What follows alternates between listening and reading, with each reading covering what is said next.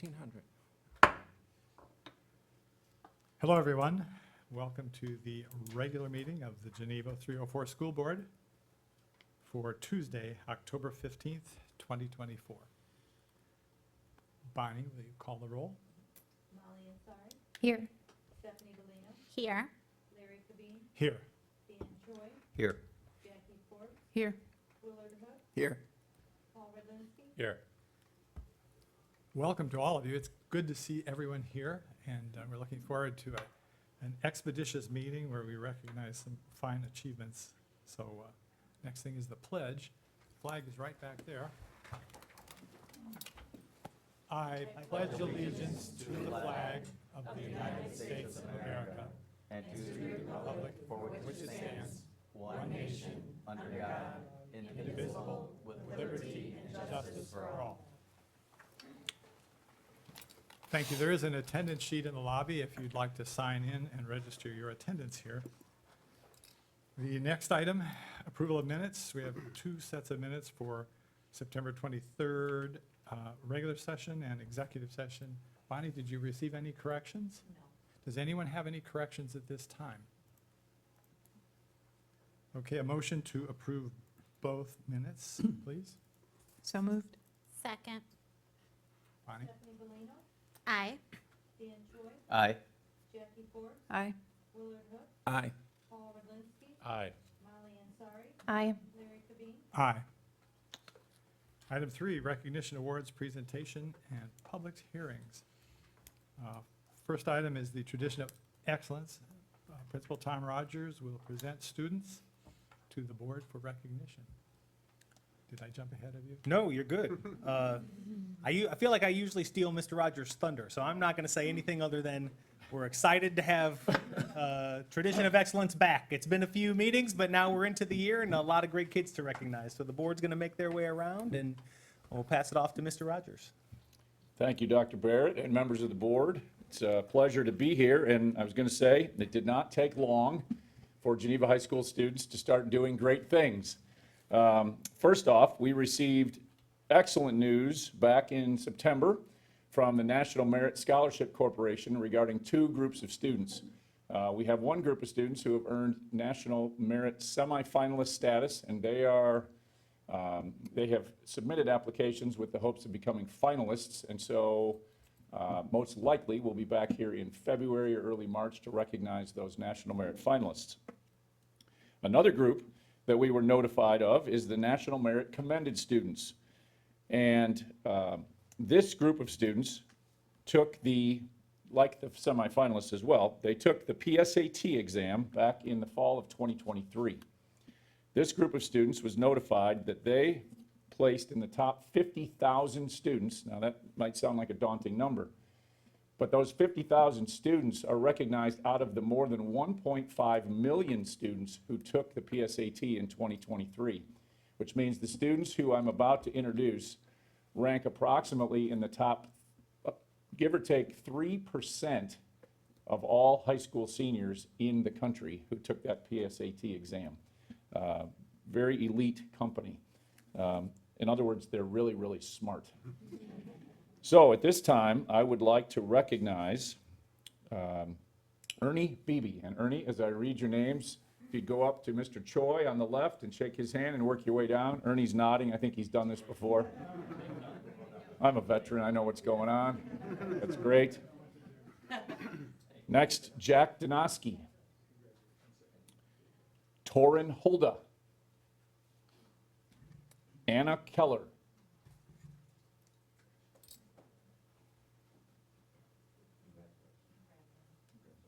James Lusk.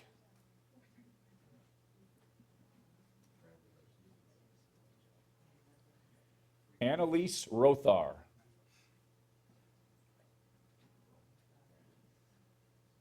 And Ben Watson.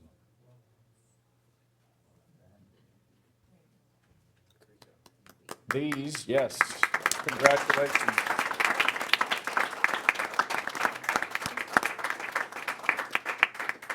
These are the outstanding National Merit Commended students representing Geneva Community High School this fall. Congratulations to all of you. Hold them up nice. Yeah. So do mom and dad. Everybody's eyes are open, this is great, this is gonna look good. Thanks, everybody, congratulations. Wait, parents might want to come up. Parents, feel free to step up if you'd like to take some. That's right. Don't be shy. They love it when you get up there and take the picture.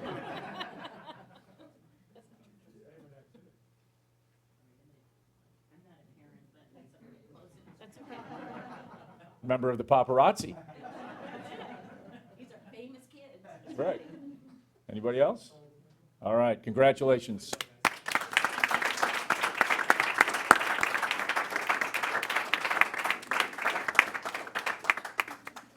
Next, this evening, we are recognizing 3 students and a GHS English teacher for their work on the Skaldic 2024 literary and art magazine titled The Odyssey. I brought a copy of it with me this evening. This is an incredibly well-done magazine, and if you have not had a chance to look through it, it's an amazing collection of art and literature, all produced by Geneva High School students. Just to summarize real quick, the contents of the magazine contain student artwork at Geneva High School, students who earned art awards at the 2023 Scholastic Art Competition and the GHS Art Showcases, among other artists featured in this magazine. And then just a little history about the literary work that goes on at Geneva High School. For the past 40 years, our conference, the activities and athletic conference that we are a part of, the conferences that we've been a part of over the years, have hosted a literary festival each spring, and it provides writers with an opportunity to showcase their work.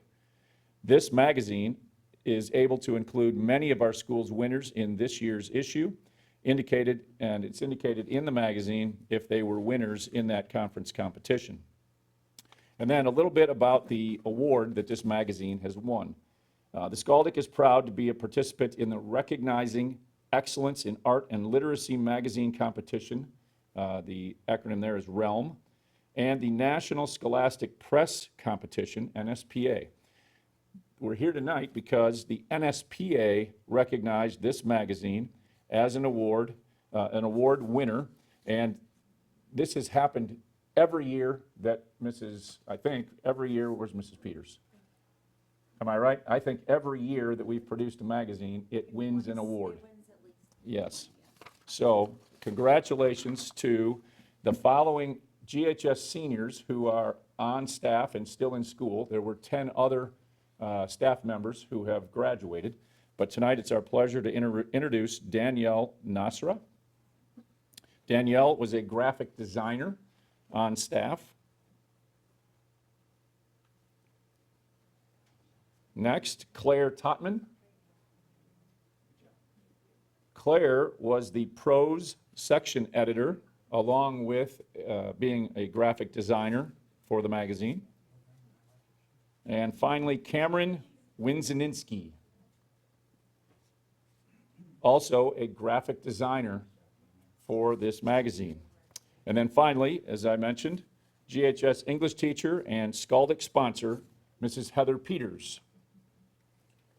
Congratulations to all of these folks on a job well done.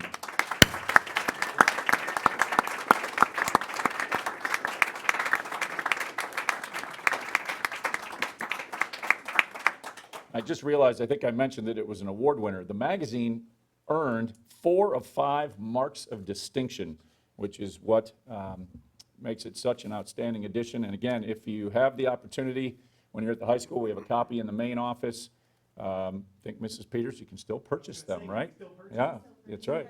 I highly recommend it. It is really, really a high-class publication. So congratulations to all of you on a job well done.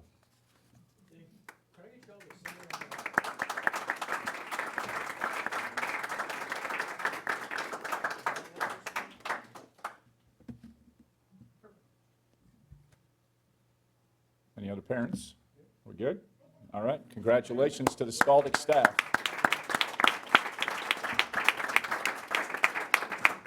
Again, Dr. Barrett and members of the board, thank you very much for the opportunity to recognize these students, and we will be back again next meeting because we've already got more accomplishments in the books, so happy to come back.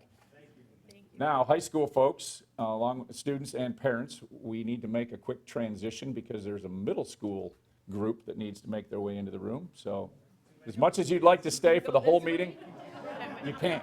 Go out that door, out this way. Thank you.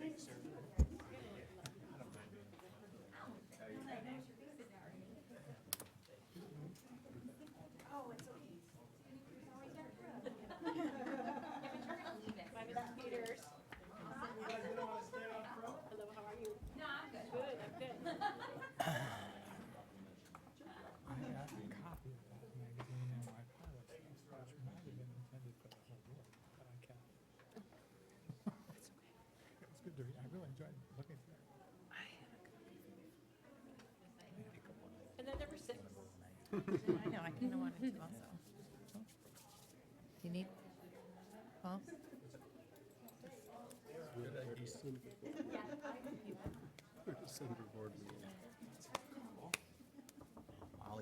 Molly's on it. I'm gonna try, yep. Because I got 2 little kids and germs are everywhere. I got one big Germs are worse, probably. bedroom. Well, I guess I'll just have to deal with it. I think we're taking just a minute to have our awesome middle school presenters come on in to tell us what makes their school special. More?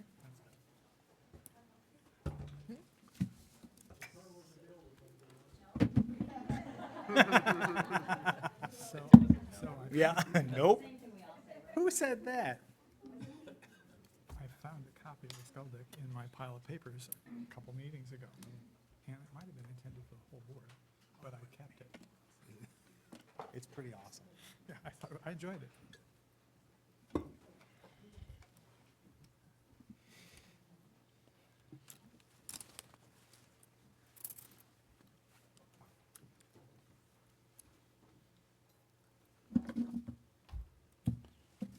Okay. Are Ready we for me? getting there?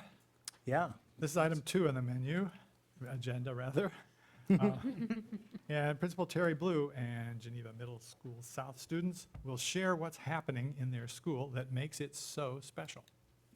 Well, thank you, everybody, for having us out tonight. We really appreciate it. I have a bunch of great kids who I'm going to take a moment to introduce you to. But first, Mr. Jones, my assistant principal, is also joining us tonight, and I'll speak first. But kids, when I say your name, just kind of give a wave to the board members so they know who you are.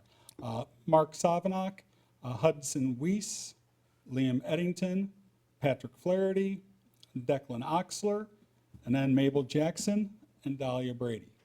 All right, so Mr. Jones is going to lead off by telling us you a little bit about our Viking Pals group, and he'll kind of take us through it, and we'll give the kids an opportunity to talk with you. Mr. Jones?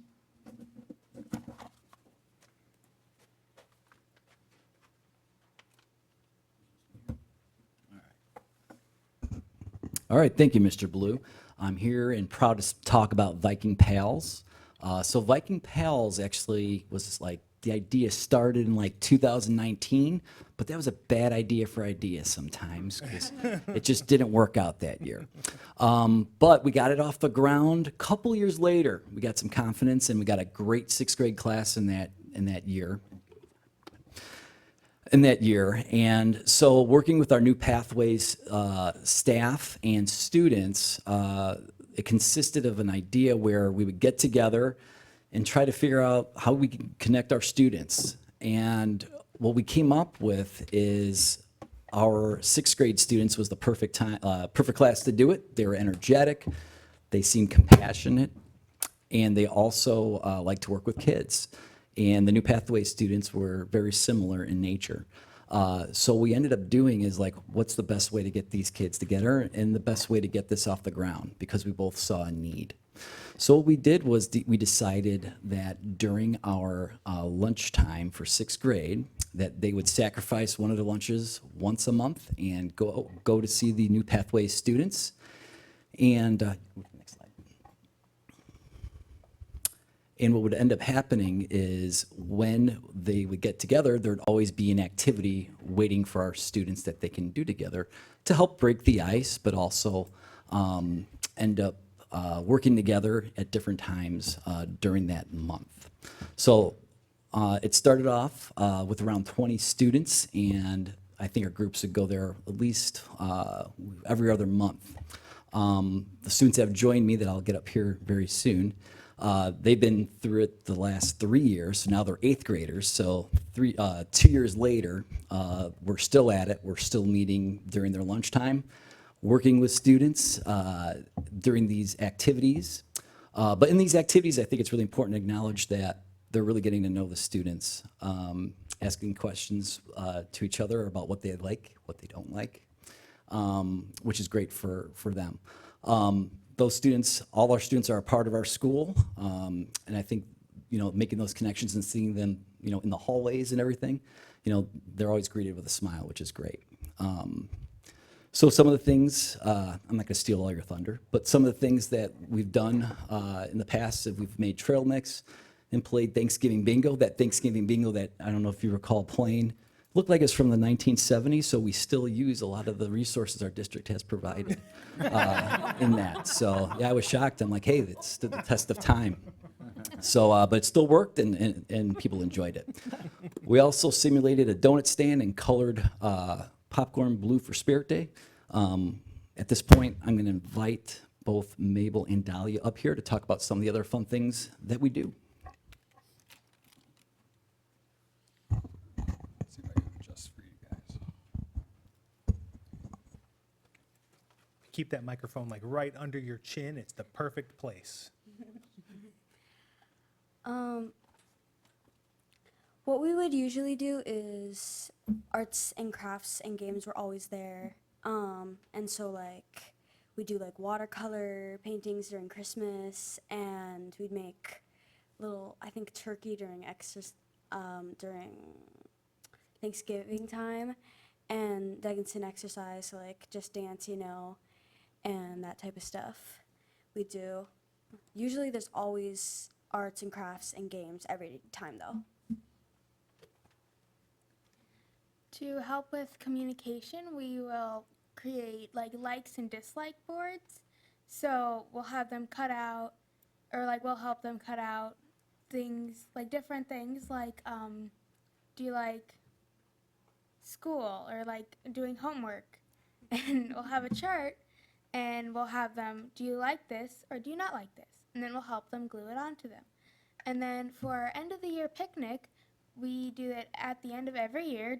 We meet outside, and we'll play fun games. We'll kind of stuff we normally do. But last year, we actually had a piñata, and it was lots of fun, and I think the kids really enjoyed it. And at the end, everybody got candy. So it was awesome. Sweet. You want to tell us about the pictures? In this photo, we're making the spirit popcorn, where what we do is we'd put popcorn in a bag, and then we'd put this white chocolate dyed Geneva blue, and we'd spread it around around the thing, and we'd help some of the kids do it, and then we just hand it to them, and they get to eat it later, So that was very fun. And then these are also some other pictures from making the Spirit Day popcorn. Yeah, like Dahlia said. Yeah. Great girls. Okay. Thank you, ladies. Come on up.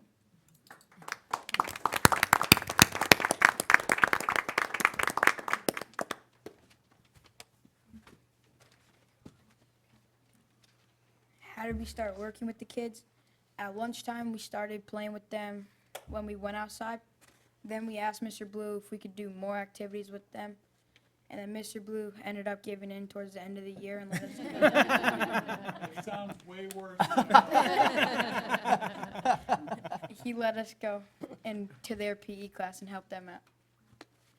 Mr. Austin, the PE teacher, would use us to model activities with the kids. He had 2 different classes. At the beginning of class, the kids would walk around and we would join them and talk to them as they walked. We did warm-ups with them, and we'd play chase with them, or we would just chase each other around before class started. Some of the activities we did with them is kickball and baseball, and ran with them when they ran the bases so they knew where to go. We tried to encourage them to do things they did not want to do. During our regular PE classes, a few other students were able to join us for Fun Fridays. In this photo, I am playing catch with one of the students. This was extremely fun. In this picture, me and one of the students were playing catch, and she always thought it was really funny when I would fall, so I'd always purposely fall, and she would laugh at that. Here we are playing kickball and helping with all the kids run the bases and kick the ball. It was a lot of fun. So what are we doing this year? This year we are helping the kids during our study hall time. This just started. We have added other kids who are also interested. This includes reading with the kids, helping them get ready for lunch. We even invited a few of the students to eat with us at our lunch table. The things we do on a day-to-day basis is Uno, Go Noodle, and play with trains. In this picture, we were making homemade bean bags with a sock and beans, and it was lots of fun because we got to play with them after. In this picture, we were helping them make and decorate cookies, and this was really fun. Mr. Blue and Mr. Austin are working on getting a group of 6th graders to help for PE, and they hope to keep this up for the next coming years.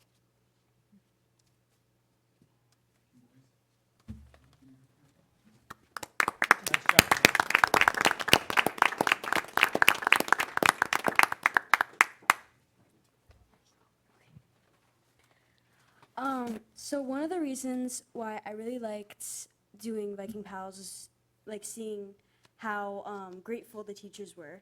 Whenever I'd like leave, they'd be like, "Oh, they really appreciate you. They are like always are so thankful," and it just warms my heart knowing like how I affect the kids in such a good way. And also, it's just like it's fun, and I love seeing the happy faces on the kids once they see us. It's just so fun. Something that I've always enjoyed about going to Viking Pals is just the fun activities we get to do with them that they may not be able to do with other people. And it really just brings me joy to see them have a great time when they're at school. Nice.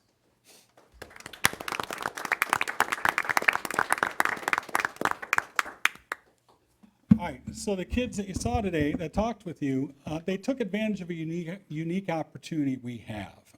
As you know, the middle school campus, we have 2 schools that are pretty much identical in a lot of different ways, but this is one way that we're a little bit unique because of some of the special programming that's housed at South that isn't at North. And so it's given these kids the opportunity to do some things that are special.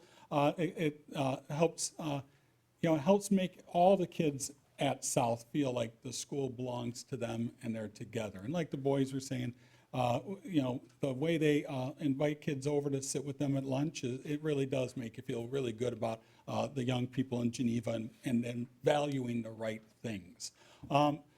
We have other things like this to support our special needs kids that are about like the official things we do, right? We let them come to the classes they need to come to in the regular population and all the things that like are what we're required to do by law.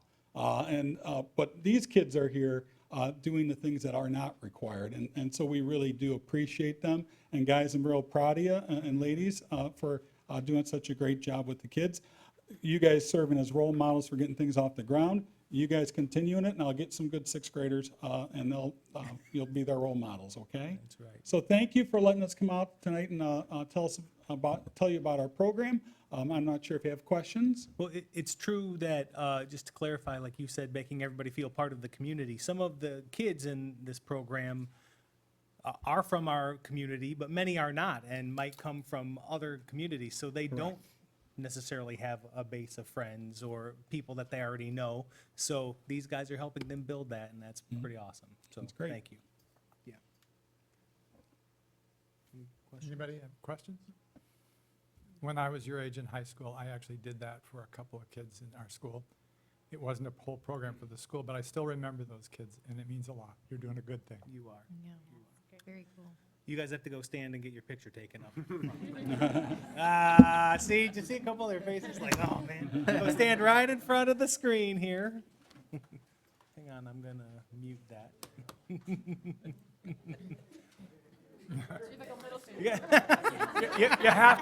You have to act like you like each other. You put them all in? No, that part.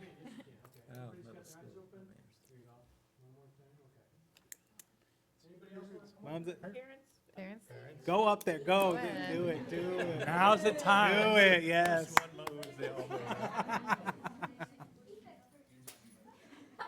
Not you in the picture, you take it. You were supposed to help with the camera. All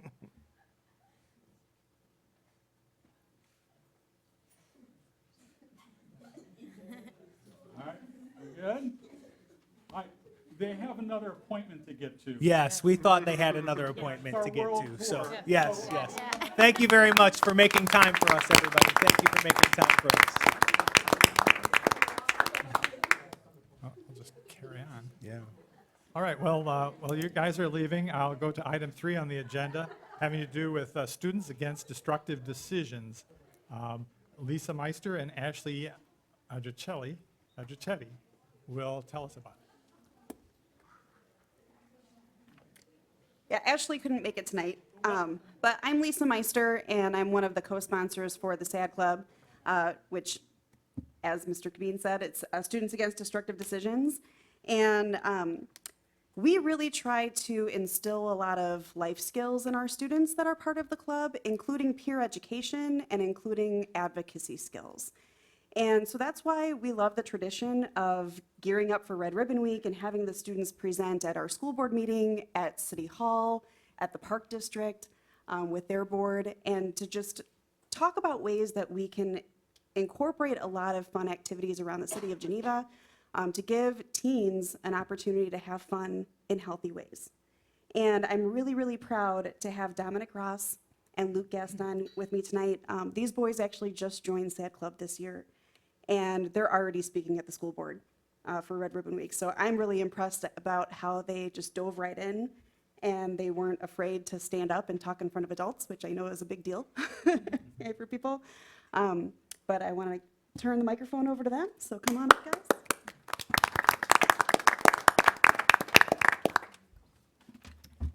So hello everyone. As she said, I'm Luke Gaston. And I'm Dominic Ross. We wanted to start off and just thank everyone for giving us time at this meeting to really meet and recognize and talk about the importance of Red Ribbon Week.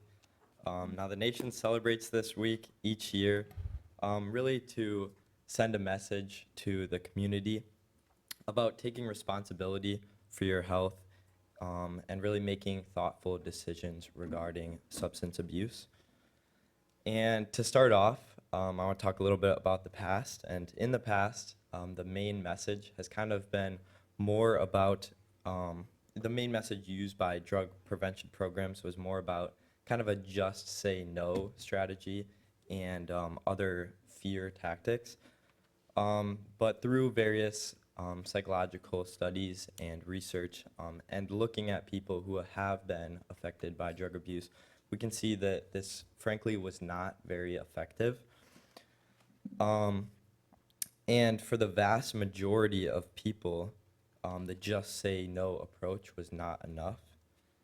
And so if our goal is to help teens and young adults make decisions toward healthier outcomes, then we have to recognize that each person has a different starting place. And we need to approach this issue kind of with the goal on genuine hope to understand these people and have empathy and compassion rather than judgment like we might have in the past.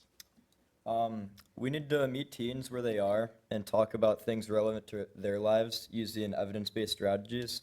Otherwise, teens won't feel like they're understood or heard by adults in their lives and will not feel comfortable talking with adults about the concerns they may have about themselves or their friends. We need to help teens who want to take steps towards positive changes in their lives, even if those changes are small steps at first. In drug prevention, we don't want to deliver a permissive message because that is ineffective. However, we also don't want to be dismissive of harm reduction strategies that are evidence-based. The National Drug Control Strategy outlines the need for various tactics in drug education. Specifically, a school district in Washington State described their strategy as right service, right time for the right child approach, explaining that sometimes taking smaller steps towards a healthier outcome will help students build trust and to make bigger and more lasting changes.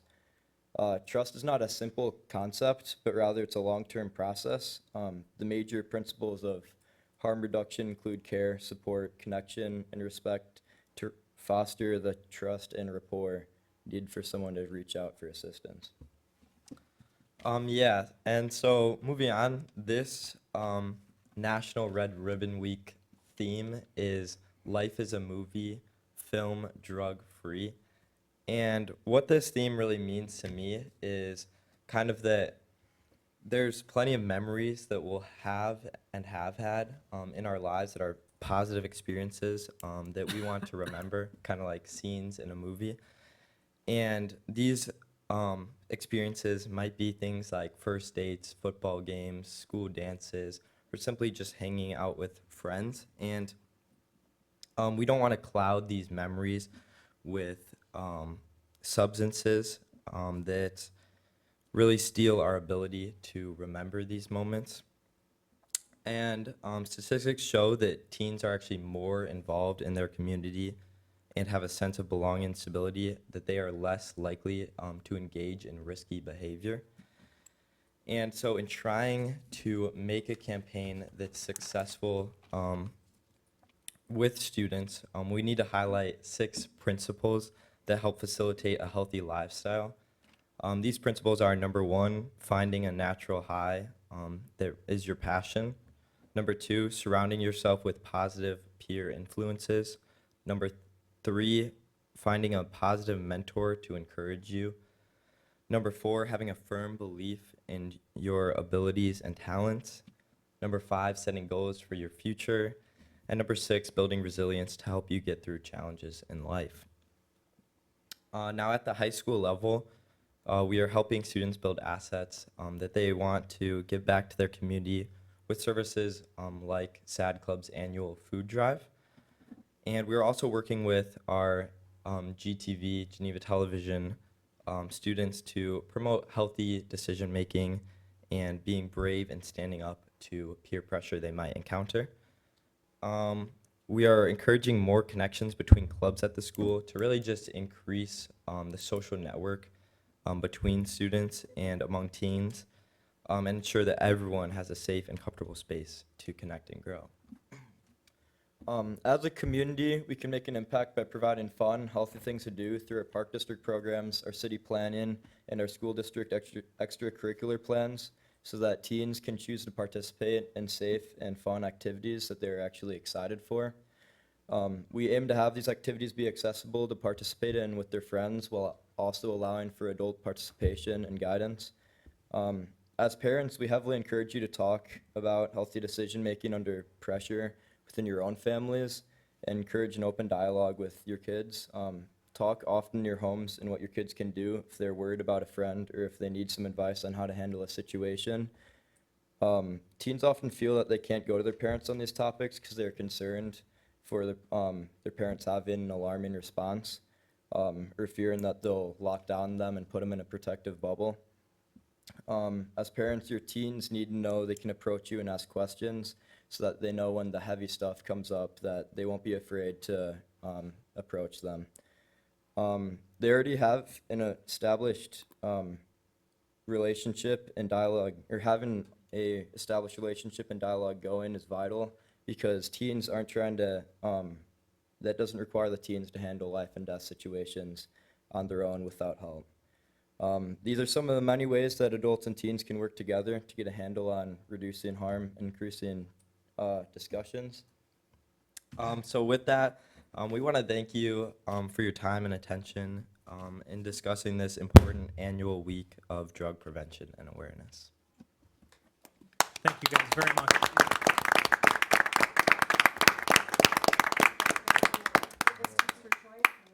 For the board? We've got red ribbon pins for all of the. Red ribbon pins coming. Oh, they're pins? They're not actual ribbons this year. Yeah. Cool. Oh, look at you. Look at, yeah. Yeah. I don't know if that'll go with my sports coat, though. Thank you. Thank you. Thank you Thank so you, much. guys. And we understand if you have another engagement as well. Yes, yes. Thank you very much, and I think the Thank board you. will have an opportunity to review and potentially approve the Red Ribbon Week resolution. Red Ribbon Week is hard to, tough one, right? Red Ribbon Week, yeah. Easy for you to say. A lot of alliteration. Thank you, boys. Thank you all. So the next item is SAT to ACT. Andy, you want to introduce Jeanette, or are we done? Yeah, I think she's ready. I'm ready. Okay. As I think we've talked about a few times up here, you know, the state, ACT used to be the state accountability test at the high school level. It was for many years. And then several years ago, the state made a transition to SAT, and all the schools in the state adjusted and changed their plans, and they've now shifted us back to the Yes, they ACT suite. So This is not Shawnette's going to talk Yep. a little bit about that transition. Let's see if it takes me there. There we go.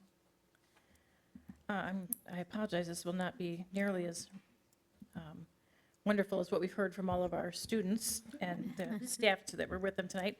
However, we will probably have students that are being recognized for their performance on the ACT next year. There you So, go. in that regard, let the legacy of greatness continue. So yes, as Andy said, there was a switch to, from, I should say, the SAT to the ACT. Basically, the contract with SAT ended after 8 years. So there was an RFP that went out, and really the two main things were SAT or ACT. So the state board selected the ACT for a contract from 2025 to 2030 for a slight amount of $53 million.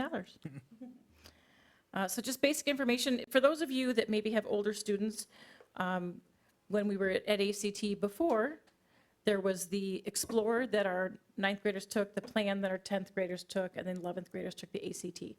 So what they're calling those initial assessments are the pre-ACT. So there's a pre-ACT 9 for 9th graders and a pre-ACT 10 for 10th graders. So those will be given in the spring. Actually, I put an asterisk because this wasn't in your original presentation, but Mr. Drexler shared the date. That will be given on Tuesday, April 15th, 2025. An assessment of English, math, reading, and science. Again, these two are designated to predict ACT scores after another year or two of learning. They're designed to be easier than the actual ACT. The goal is to familiarize students with that testing format. New, though, however, from when we were working with ACT in the past, is this is an online assessment. So similarly to the 3rd through 8th grade Illinois Assessment of Readiness, this will be administered online. For the pre-ACT, there is no writing component. Breakdown here, I'm not going to read through this, but just a breakdown of what's covered and kind of the time that needs to be allotted for each of those 4 subtests in English, math, reading, and science. You will notice, though, for some of that, for the science, it does get into some of this idea of, summarizing research and, talking through conflicting viewpoints. So I'll be curious to see what that actually looks like on the assessment. Basic information for our 11th graders. This really is not much different than what the ACT has been. And just, we've continued to offer state days in these years that we were giving the SAT as the state assessment. So we've still had days where students could come from Geneva and even outside of Geneva could come on a Saturday and take the ACT. So we will in turn have state days that we will allow students to come and take the SAT for those students who need to do that. For a while after COVID, schools kind of waived the assessments. They're coming back to be part of that, registration and selection process now. They're asking for these assessments once again. So the 11th grade assessment, they will take the ACT plus writing. We are going to be administering that on Thursday, April 17th to all of our 11th graders. One thing to note is the science assessment component of this does replace the Illinois Science Assessment. That was kind of an additional test that was created for 5th, 8th, and 11th graders. The NMSQT our students will continue to take, and actually they just took this last week. And that is an assessment for our current 11th graders for consideration for merit-based scholarships. And I think we had, maybe you can correct me, I think we had just over 100 students that came and took that test last week. Again, not going to read through this, but components of the assessment, time allotments for the students that will be sitting on that date. Basic information for 12th graders. Even though this is an assessment for 11th graders, there are some conditions in which a 12th grader must take this assessment because a high school state assessment is required for graduation. So if there's no previously approved state assessment in the student's file, whether they were a transfer student from another state or somewhere else within Illinois, they would have to take this assessment. If they did not have a valid reason for no test attempt, they would have to take the assessment. If there's no enrollment code for the previous school year, meaning they weren't in school, they would have to take this assessment as a 12th grader. And again, all of that is because you have to have a state assessment in order to earn a diploma. When was kind of answered, I apologize, I didn't know when this was going to be, these assessments were going to be given, but as I shared, Mr. Drexler did share those dates. There's actually 3 windows that the state board is allowing. It looks like we're going to be moving within that second bullet, the Tuesday, April 8th through the Friday, April 18th. On those 2 dates, the 15th and the 17th, that we'll be administering those. So we now know when that's going to be. Again, we know it's going to be online, and they have to work within those 6-week windows. Any questions? One thing we will be waiting for is the updated concordance tables. The last ones were from 2018, and maybe they won't update them, but we're anticipating they will. And basically, that's something that the test administrators create, that we've had it in reverse. We compared like a typical SAT to kind of get an idea, well, if this was your SAT score, this is what you would anticipate a student would get on the ACT. And now we'll be looking at those in reverse. We'll look at what a student's what ACT scores earned were, and what you could anticipate their potential SAT scores might be. So, but again, that table was last updated in 2018, and that's actually something that ACT produces and shares. Thank you very much. Any questions? Go ahead. Go ahead. I was just thinking about our 11th grade students. So they'll kind of be thrown into this one. They haven't had the 2 years of preparatory practice. Have we thought about that? Or are we looking at their scores in a certain way, knowing that our 9th graders will have the practice, our 10th, and all future students? Yeah, there's no prep for them. Again, if they were a student who came and took the NMSQT, they had at least that practice with a test. I mean, they've taken, no, they really haven't. Is this a much different test from the SAT? Is it structured very differently? Yes, it's structured differently, where the SAT is more like analogy-based, and then the math is similar. But the reading, the writing, and the English are markedly different than the SAT. Okay. So when we see our scores, we would know that might be a new experience. Like they haven't experienced that type of testing, but they still have the option to take the SAT then? Yes. On their own? Yes, they could take the SAT on their own. Do we find that colleges take one over the other more often, or it's pretty 50-50 split? It used to be kind of a East Coast, West Coast difference on Yeah. which one they would take. ACT was more commonly accepted or asked for, but again, with Illinois switching for 8 years to SAT, that was what we, were giving. So we had a number of students that would take the ACT if it was required for the universities, with which they were applying. And then we had a few years where students were taking them, but colleges kind of waived that through all those COVID years, so. Okay. My sense is most are taking either now. Either one? What was the reason that the state decided to make the change back to ACT? Stated reason? There's not a stated reason, but I have a guess. Cost? Yes. Yes, Did any- money. Yes. Did- Many did- millions 53 of million of reasons. them. Yes, but did anybody talk, I mean, was Yes. it ever considered the fact of the unintended cost that every school in the state now has to go back and change how they do things? I mean, this seems such a waste of, money. And it's not money that, you know, the state has to worry about. It's the school districts that have to worry about it because the teachers and everybody, all the administrators have to change this over. This is very frustrating to me. Yes. that I'm gonna after agree 8 with you. years- That after 8 years, they pull this stunt where they switch it back to ACT. This isn't the only change in assessments that the state is making. And the other problem I have with this is, I know you said that there's going to be a, let's call it a conversion chart. Yes, the concordance table. Mhm. But the reality is, that's just an estimate. Sure. That's not Absolutely. even close, so you really can't compare the years prior to the SAT, and then the future years, so it makes it really difficult. It's hard for us to have longitudinal Yes, data. and Correct. for Correct. administration or the board to see, how are we doing with our students that are going on to college preparatory? Correct. And that's why I would envision they're going to have to redo that concordance table, because you're right, Paul, I agree. How do you go from when we used it 8 years ago in that history to now we've had 8 years of the SAT and we're going to switch? And Yeah.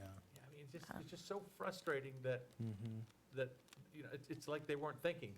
Well, I'm and sorry, but. to your point, there was a lot of advocacy. yes, um, there were a lot of not- round to tables, not a do lot. this, Mhm. right? There are a lot of And they listened well, superintendent right? organizations and curriculum people Yes. organizations and high school staff, you know, there was a lot of advocacy about. Yeah, I was on several webinars, on You several know. calls, and And now with sharing. the technology, I think that that's a new wrinkle that we didn't have before, because the transition means new platforms for our tech departments to figure out, and new platforms for our proctors to, you know, all that kind of stuff, which is even more complicated than when, before paper pencil, at least it was a book, you hand out the book. yeah, the you have your implications number for 2 those students pencil. who get accommodations, which we had that with the, you know, 3rd through 8th grade assessment, but, you know, now the accommodation for highlighting, you have to like highlight it from the computer, or you have to enlarge it from the computer, or you have to, you know, so it, Yeah, it's just frustrating with the unintended costs.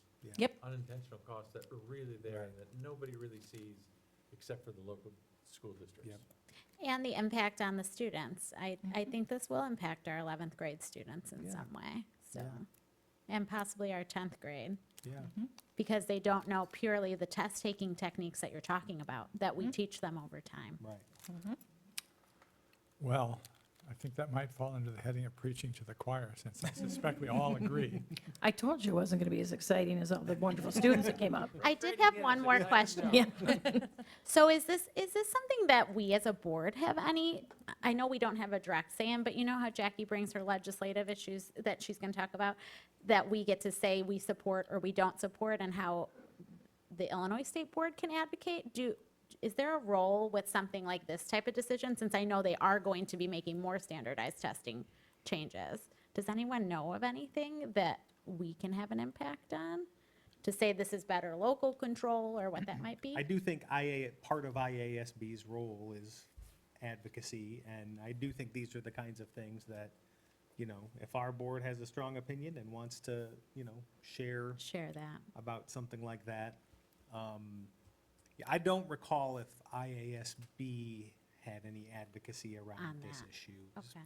And I didn't see anything on, you know, the information I was part of for ISBE where it had anything with board, Okay. like school boards. Okay, I was just wondering if we can help be a voice Yeah. for future changes that may impact us and our students. Worth considering. Yeah.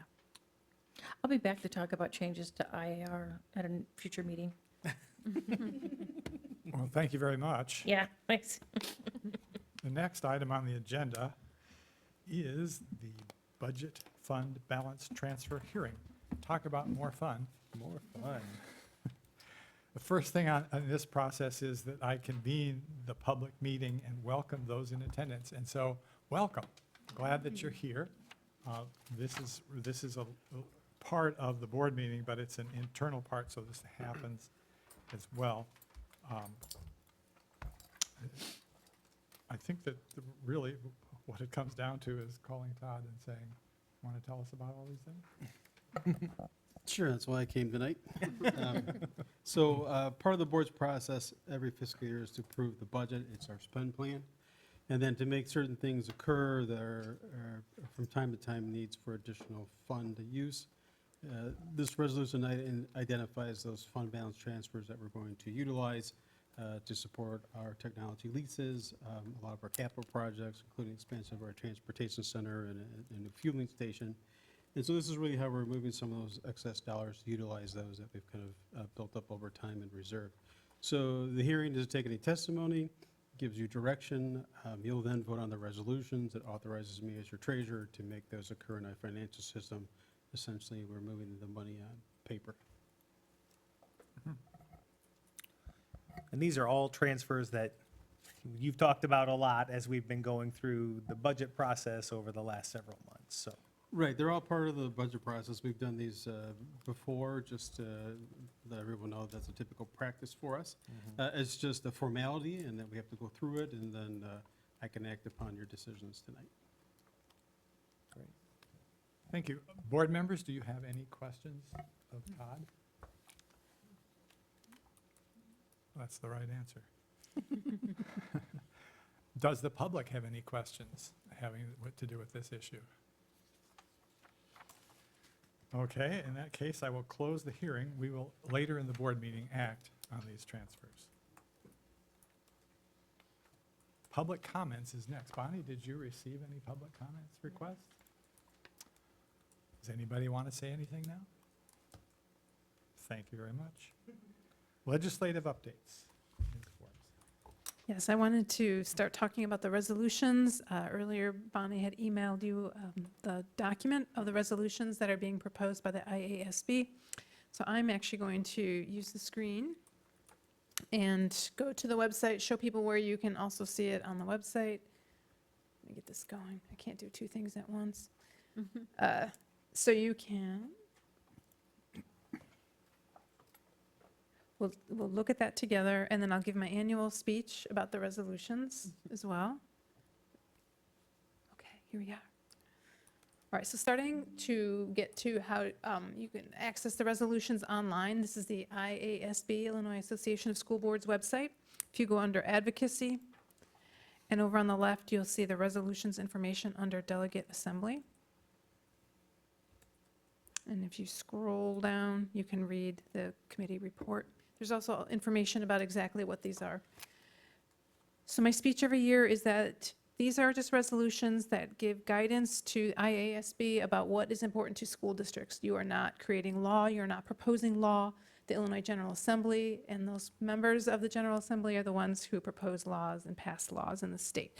So I say that every year because these are not anything that's going to be put in place as if it has to be followed right away. It's just resolutions that we are saying that we think IASB should follow and advocate for on our behalf. In the report, if you remember from years past, they have all the information in the beginning about the committee, the delegate assembly that meets during the IASB conference later this year, and more information about that. So I'm going to skip through that. So you can read that. So this year, we do have these 6 resolutions where the committee has recommended to adopt. Your 2 choices are to adopt or not adopt. So you can go through here and read each of these proposals. So for example, we'll look at number 1 together, the dual language. You can see what districts submitted this, and then the statement of the resolution. What is their position on this? And then the rationale behind it, why it's important to them and why they think it should be something that IASB advocates for in the future. And then the Resolutions Committee did an analysis of all the resolutions that were proposed and gives you that summary right here of whether or not they think we should adopt them and why. So there's the information there. So your task, your homework before our next meeting is to kindly go through all these resolutions and think about whether or not you want to follow the recommendations of the Resolutions Committee to adopt or to not adopt. I'm going to scroll through to get to the ones that are recommended do not adopt. There's another 7 through 10 here of those, so you can take a look again. It's the same format. It has a title, the district that submitted it, their statement of the resolution, the rationale behind why they did this, and then the analysis, and then that recommendation. In this case, these are all do not adopt on this section. So if you, again, if you don't mind going through these, taking a look and deciding if you think this is something that you agree with them or not agree with them on those. At our next meeting, we'll just do a simple thumbs up, thumbs down, whether or not we support each one. And then when I attend the delegate assembly in November, I will vote the way we decided as a district to vote. So that's where the resolutions are online and your homework before our next meeting. I also wanted to go back to something that we had talked about before, the Illinois General Assembly website. So let's say you really do want to make a change to a law or propose a law, and you want to reach out to your legislative official. We have this legislator lookup option here on the Illinois General Assembly website. That's ilga.gov. If you click on legislator lookup, you get to this page where it says find my elected officials. You click on the map. I'll think about it.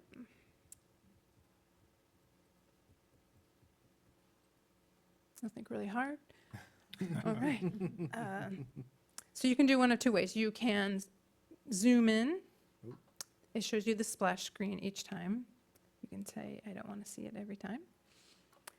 And then you can look either, like I said, by zooming in to find where you're at, or you can put in an address. So I'm going to put in right here where we are.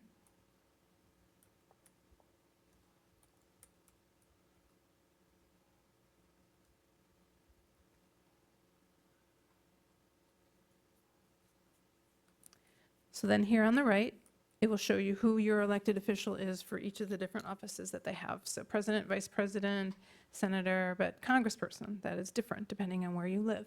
So if you're here at Coltrap, it's Bill Foster. Looking down to other state level, state representative, we have different ones in Geneva. This one happens to fall under Matt Hansen. And your state senator as well, Linda Holmes is who we are. So, and it gives you that information to click to their website, so then you can contact them directly. So I like this site because it does have all the elected officials right there for you. You just put in your address, and then you can click on each one to see who they are, and then go ahead and click on the website to contact them directly. So this is how you can make a change or propose a new bill. Our IASB resolutions are just giving IASB some thoughts about what they should focus on for their advocacy. And that is my report tonight. Thank you. Thank you, Jackie, and thank you for your remarkable computer skills. To someone my age, that's impressive. Okay. Hey, Jackie, I have a quick question for you in regard to the resolutions. So there's school districts that sponsor, let's just say, the language or whatever. How does that come about in terms of, let's just say that our school district wanted to do something. So we come together as a school board and say, hey, this is what we want to do, and then we put it up to the school boards, and then, okay. Yeah, earlier in the year, they do have a call for resolutions that they send out. So let's say, for example, with Stephanie, so let's say we wanted to put a resolution through that school boards have a voice in making changes to standardized testing. So we would come together, maybe we'd have a retreat, we would put together the language around a resolution, and then we would submit it to them. And then it would go through their process. It is described on the website, and if they would either recommend adopt or do not adopt on there, and then it goes all the way to the delegate assembly. Okay, so there's a couple of steps along the way before it gets to this point. Yep. I had a question, Jackie.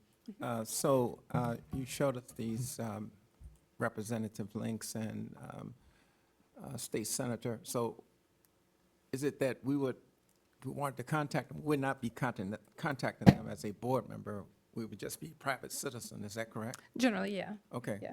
If they find out that we're a board member, that's on them, or? Or you can say that you are a school Oh, no, board I- member speaking on your own behalf. Yeah, right. It's kind of like when I had done the demonstration about how you put in a witness slip on a proposed bill. Yeah. You can put in there whatever information you want. You can say I'm a school board member, you can just say I'm a private citizen, it's up to you, but just make it clear that you were speaking on your own behalf. Yeah. I wanted to include that tonight because I'm making that distinction about how you can make changes to a bill or a law by going to that website and finding your local elected officials. So that doesn't cause any conflict or anything untoward from us being board members to just contact a representative? No, not at all. You Oh. can call up any of the however you want to contact them, and you can talk to them as a private citizen about Yeah. something unrelated to the school board, or even if you were a school board member, you just tell them, I'm on the school board, I'm interested in this, I'm only speaking for myself, and then Yeah. give them your 2 cents. I've done that in the past. They'll find out I'm on the school board, and they'll actually ask me questions. And then I tell them, I'm only answering as myself. Yeah, that's what I but want to make sure. Don't Yeah, Cross the I line. give them some thoughts about things. Thank you. That's good. Anyone else? Last year, I was the delegate, and it was an interesting experience. I'm sure you'll enjoy it as much as I did. Yeah, it can get a little bit long and long-winded in there, but yeah. Oh, we had a person on the floor decide to run spontaneously. He should have emailed. Oh, boy. Next item, the superintendent's report. All right, thanks. I know we've had a long meeting and have a lot more to go, so just 2 topics I want to cover tonight. First, we're in the first year of our 5-year strategic plan, and I just want to give a very brief, sorry, Robin. My hands, talking with my hands, put them behind my back. Very brief kind of update for you tonight, and, for the community on what are some of the early preliminary steps we've had now, just a couple months into the first year of this 5-year plan, because we've got a lot to accomplish, and we are, trying to get after it already. So first thing that I think is important to note is that, we're starting to have some conversations about developing some facilitation groups around our goals for just year 1, right? We've shared what the big 5-year kind of goals are, the big ideas, but now we're breaking it down and saying, what are the things we want to accomplish in the first year in each area?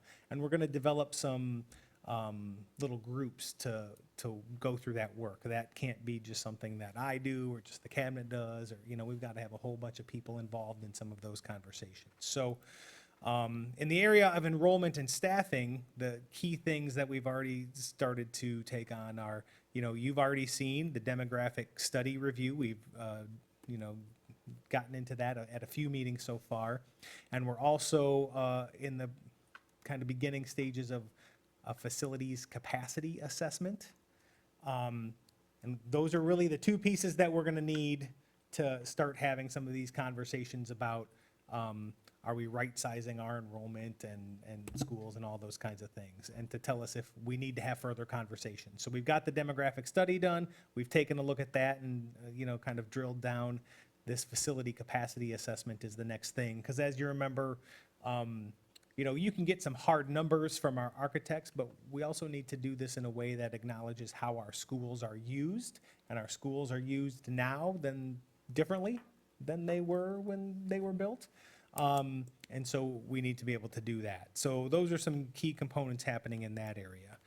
In the college and career pathway area, you already have seen a presentation about, kind of the baseline for where we are with dual credit at the high school, and we're starting to do some analysis of that and are setting some goals around that area. Also, and I credit to Shawnette and George, and I think probably Mr. McPeak at the high school a little bit, and the guidance office at the high school, working with the Valley Education and Employment System, that's Valleys, on some career pathway projects that we can kind of be certified and recognized for some of our kids having some career pathway opportunities. So we're working with them on that. In terms of our cultural competencies, one of the first things we're starting to look at is take a look at some PD opportunities for our staff in this area. This isn't even on here yet, but talking with some of our principals just recently, they're looking at already figuring out how they can take some of the activities that are happening with kids in their school, at individual schools, and maybe take that across all of our schools. So we'll talk more about that in the coming days. You'll learn more about that. And in the area of community engagement, we've hopefully you and families have seen a lot about the GPS parent series. Sandy's doing a great job of communicating about that. We've seen some folks using some of these great videos for parents that we've been putting out. So those have gone out. She's been putting those in her Friday District Digest messages. And we're exploring even more of those, and also getting a review of our current tools and practices. And Sandy's getting a communications satisfaction survey together. So that'll be going through the communications task force here in the coming days, and then we'll see if that gets out there too. So there's a lot of work already kind of happening behind the scenes in each of these areas, and we'll share more with you about all of that. But just wanted to make sure that was kind of remaining at the forefront. And then just kind of, real quick, easy, we've had a lot of great stuff happening. We've had homecoming week since we were last here, a lot of great events, a lot of fun stuff. We had some big football wins there, so a lot of good things happening. And a lot of things we're reflecting on for the future already. Also, parent-teacher conferences, thanks to our parents for the time, and thanks to our teachers for all the prep work that goes into parent-teacher conferences, and a couple of, I know, long days, but I know those are really valuable times, and grateful to all of our educators and our parents for those times. And also just a heads up for folks, it's the Federal Election Day is a non-attendance day. It's a day off of school, and it's a Tuesday, and that's a little weird, right? That's not a common thing we would do in a school district, is have a Tuesday off of school, but the state passed a law that said that had to be a non-attendance day for school. So we will be having school Monday that week, then Tuesday will be off that week, and then kids will come back. So, hopefully that's an opportunity for everyone to do their civic duty. And I just thought it was worth mentioning because it's a little weird that we would have school off on a Tuesday. So that's all. Thanks. Yes. Any questions? Good. Next, the board dialogue topics and pending action consideration. A resolution in support of Red Ribbon Week will be presented for the board's consideration. Anybody have such a resolution? I think we signed it. No, I think the resolution is there already. It's in the board packet, so all we need to do is approve it tonight. I'll make a motion to approve the Red. See, it's hard to say, right? I'm not alone. Thank you, Dan. Ribbon Week resolution. Second. Thank you. Dan Choi, Aye. Jackie Ford, Aye. Willard Hook, Aye. Paul Radlinski, Aye. Molly Ansari, Aye. Stephanie Bellino, Aye. Larry Kabine. Aye. We should have had you say Red Ribbon Week resolution, just for clarity. Thank you. And thank you, Lisa. Yes. Okay. Lost my place here. Yeah, but, okay, the next several items are transfer funds from various amounts, one to the other. And each of them have to be voted on separately. And the first one is resolution to transfer $104,684 from the education fund to the debt service fund. And Todd would be the one to answer any questions if anybody has any, or if you have anything that you feel we need to explain. Just so this is for our capital leases, so because it's essentially an encumbered debt that we do every year, it's moved to the capital fund. It's just a accounting process. Oh. Any questions? Do I have a motion to approve? So moved. Second. Jackie Ford, Aye. Willard Hook, Aye. Paul Radlinski, Aye. Molly Ansari, Aye. Stephanie Bellino, Aye. Dan Choi, Aye. Larry Kabine. Aye. Okay, next, same situation. resolution to transfer $5 million from the education fund to the O&M fund for capital projects. This is the same situation. Does anyone have any questions? A motion to approve? So moved. Second. Second. Aye. Aye. Aye. Aye. Aye. Aye. Aye. Next is board action on a resolution to transfer $965,000 from the transportation fund to the O&M fund for capital projects. Skip 7.4 there, Larry. Did I get it wrong? Did I say it wrong? No, 7.4, you have to do it first. 7.4. 7.4, okay. That is 7.4. It's different on your version than the online version. 7.4. Okay, got it. Board action, 24-25 resolution to transfer, $11,618,000 from the O&M fund to the capital projects fund. Wait, you gotta finish 4 first. That is 4. That's That is 7.4. I think the paper is You have the old incorrect. paper too. That's the problem. I picked it up outside. Ah, Okay. all right. Well, in any case, that is the question and the amount. Any questions? So moved. So, okay. Second. Thank you.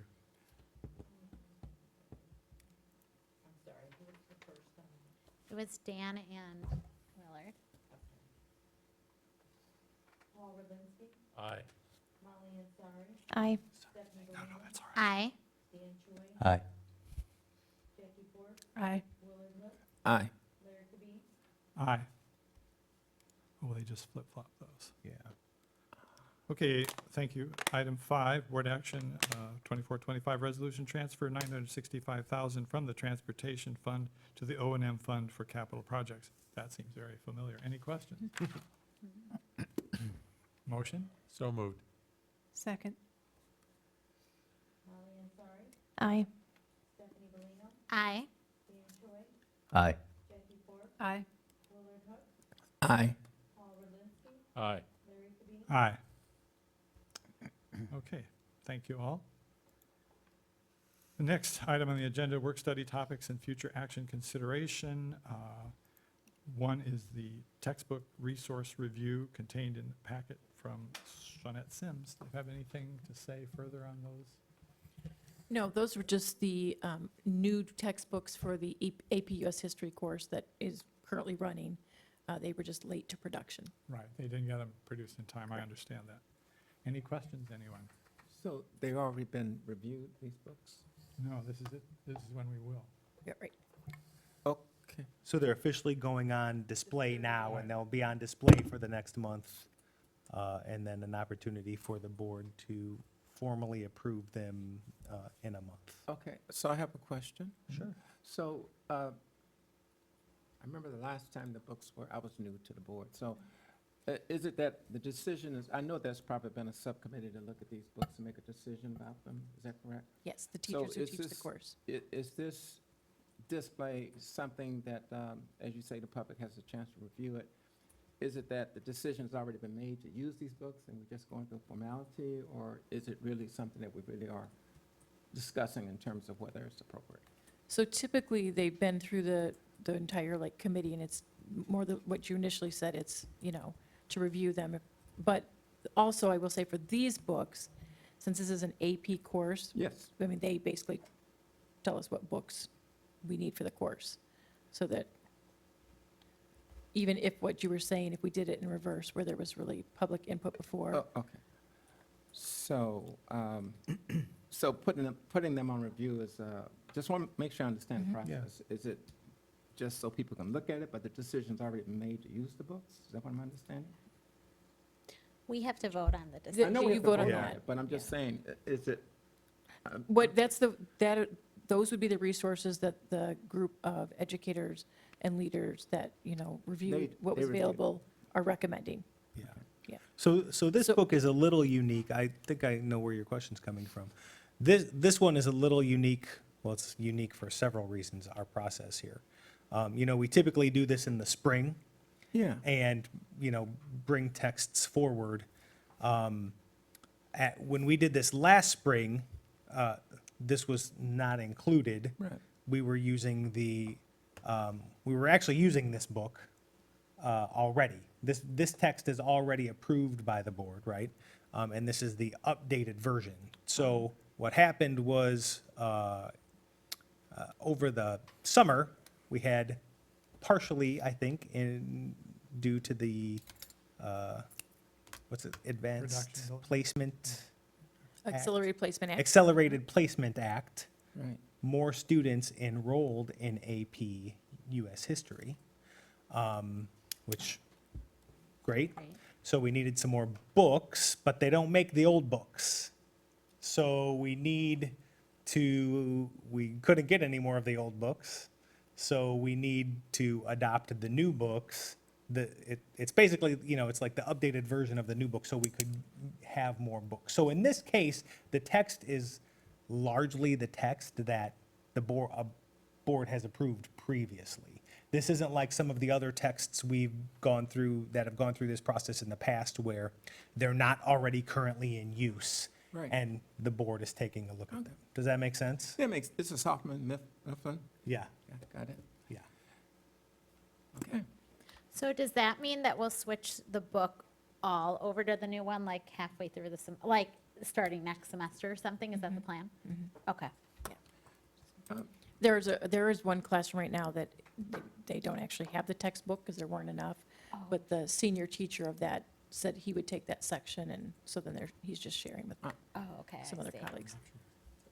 And they have access to the online text then, Correct. anyway, which Correct. is mainly what they use. Yes, that's what the students use, which I don't blame them because these two books are quite Yeah, heavy. pretty But, Yeah. but, yeah.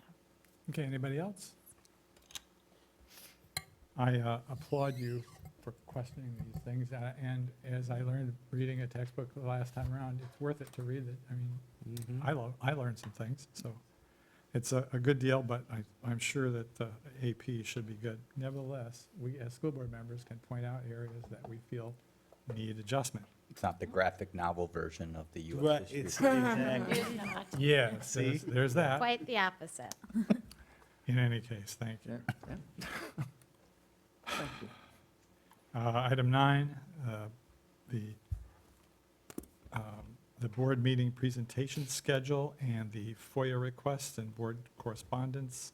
These are not requiring any discussion, but if anybody has any questions, now would be the time. Item 10, the consent agenda, one of my personal favorites. Item 1 is the personnel report, resignations, retirements, leave requests, changes in assignment, FTE, new hires. Item 2, gifts, grants, bequests, $1,500 from Maid Brigade of Central DuPage and Kane counties for GHS athletic supplies, uniforms, and other needs. Item 3, gifts, grants, and bequests, $500 from Geneva Feeder Program for the Special Olympics basketball uniforms. Item 4, gifts, grants, and bequests, $2,670 from Vicky Clowen to purchase trees to commemorate Larry Okerblad, Coach Bob Schick, and Coach Cal McPeak. Any discussion? Motion to approve? So moved. Second.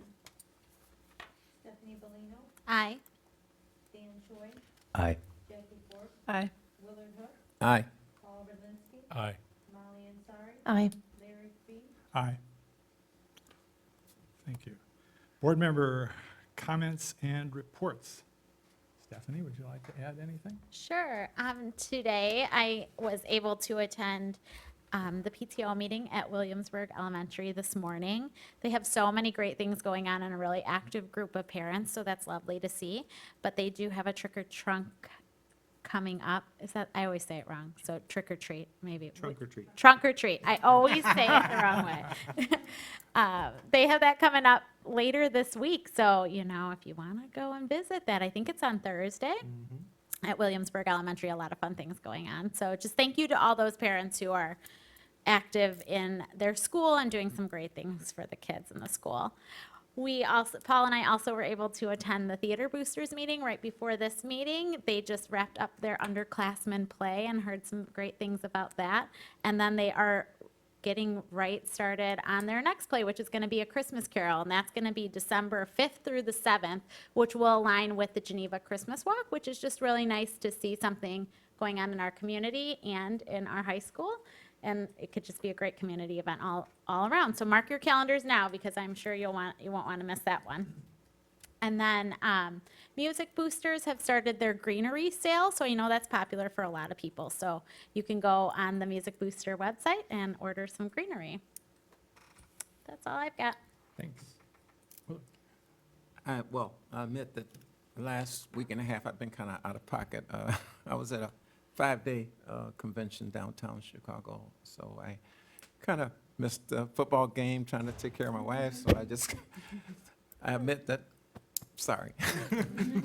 No report at this time, thank you. No report. Since our last meeting, I've attended a technology task force. We learned about a new student information system that we're targeting to launch July 1st, 2026. It does take a while to transfer everything over, and then also looking to switch or upgrade to a web-based finance and HR platform. Molly was there too, so I'll let her fill in on some more things that we heard about.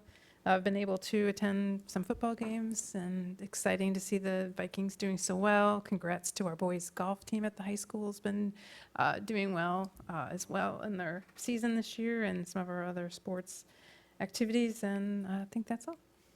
Thanks, Jackie. I'll just go ahead. Went to the Facilities Task Force meeting this afternoon. A lot of exciting things going on there. Some programs that will save taxpayers thousands of dollars every year. And that's all really good progress with sound management of the district. Our buildings have been reviewed and have been found to be in very good condition, especially given their age. So we're doing a good job there too. I saw the football games too. That was a lot of fun. Congratulations to the team.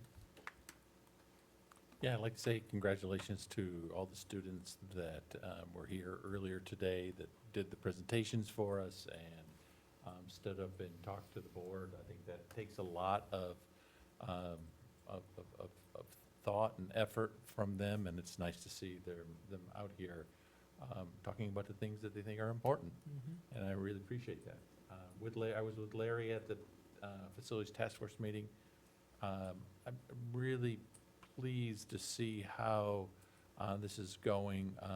We're looking further ahead, coming up with a facility assessment plan so that we can look and have a really good idea what we need over the next 5 years or so for our programs. And as Larry said, we have some interesting programs just to improve the lighting at the schools and save the taxpayer money. So I'm really excited about that. And it'll take time, but we'll get there. I echo everything that's been said already. A big thank you to Mike Wilkes and the Technology Task Force Committee. There's a lot that goes on behind the scenes with our technology, but I really wanted to just highlight, like Paul said, our speakers earlier tonight. Major kudos to everybody who got up and spoke, to our middle schoolers. One young lady said that it really warmed her heart, the work that she does, and parallel process, it warms my heart. It's so wonderful hearing the firsthand experience of our students when they are able to be put in a position to give to others and to support others, but then also to receive joy by doing that. And these are lifelong memories that they're making and will really instill character within them. And to Luke and Dominic from the SAD Club, I think that was really wonderful information, and to their support staff, Lisa, you're doing such wonderful work with that club, and the information that they share is so important in my field. There's strong stances on the just say no practice or a harm reduction stance, and I am a firm believer in, I think what one young man said, that you meet each student where they're at with what they need, and that's so important, and to see them being role models to their classmates and their community is really cool. So kudos to the staff that support that and their parents. It's really, really cool. So thank you to everyone who spoke tonight.